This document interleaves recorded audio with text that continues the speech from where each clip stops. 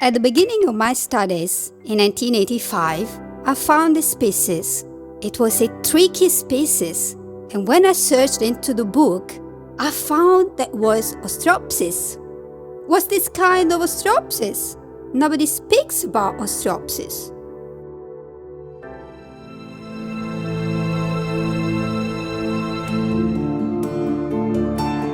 For our part, the National Center for Marine Science, we will start to explore all the coastal area, from the south to the north, in all rocky shores. And I want to point out that 80% of our coast is a rocky coast.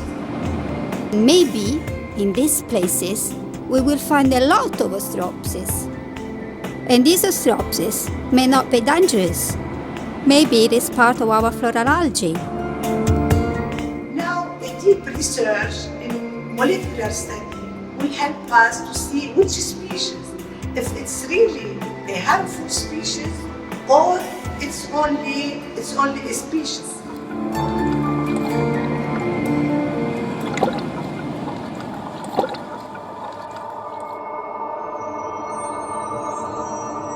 Ostreopsis is known in the Mediterranean Sea since 1972, and the first time it was a Canadian person who works on dinoflagellates who find this species in Villefranche Bay.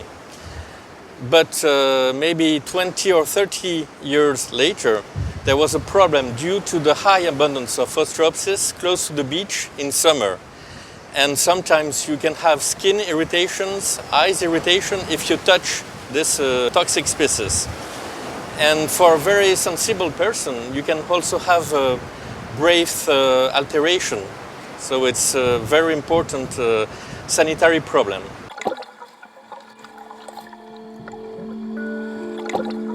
We began to work on this species 8 years ago, and there was already some problem in Spain and Italy and in Tunisia also.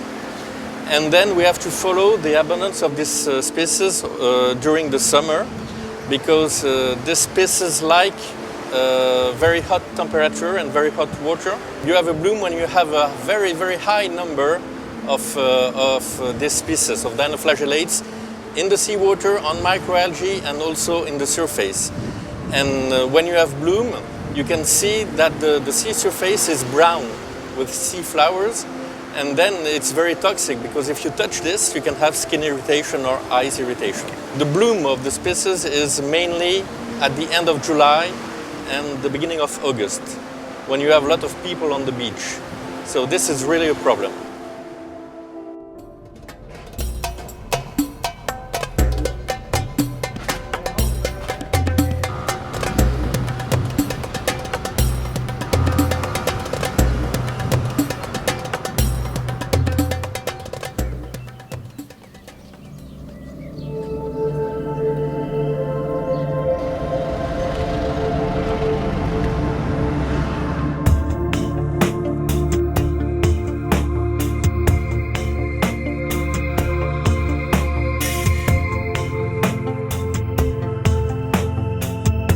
I think that a summer school in general is a very special occasion of meeting, and I think that in the framework of this project, and because there are several specialists of this topic, but covering very different approaches.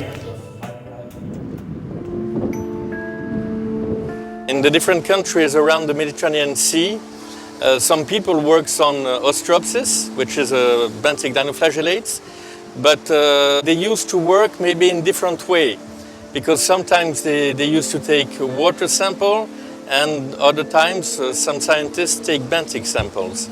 So we have to share experiment and to find the best way to sample this very specific species. We take microalgae at 0.5 meter depth, and we take surrounding water, and then we put this water in a flask, and then we keep this flask.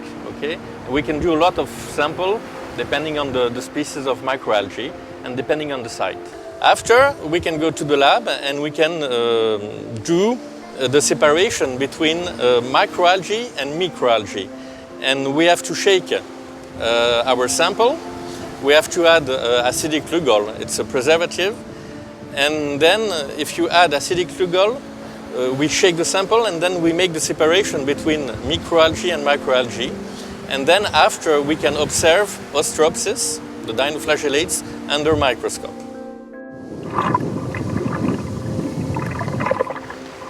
If you have Ostreopsis in the seawater, then you have some mollusk that can filter the water. And if they filter the water, they're going to accumulate the Ostreopsis, and then they can also accumulate the toxin of Ostreopsis. So then you cannot eat all those mollusks. We don't know any problem linked with the fisheries. But in tropical area, we know that some fish are toxic due to the toxin of Ostreopsis. But it's not large fisheries, it's very specific fish. For this reason, we should be careful. And if in Europe or in France or in Italy, they start to import species from Japan, from outside to make aquaculture, that's a harmful not only for Italy or for France or for Japan, it will be harmful for all the Mediterranean.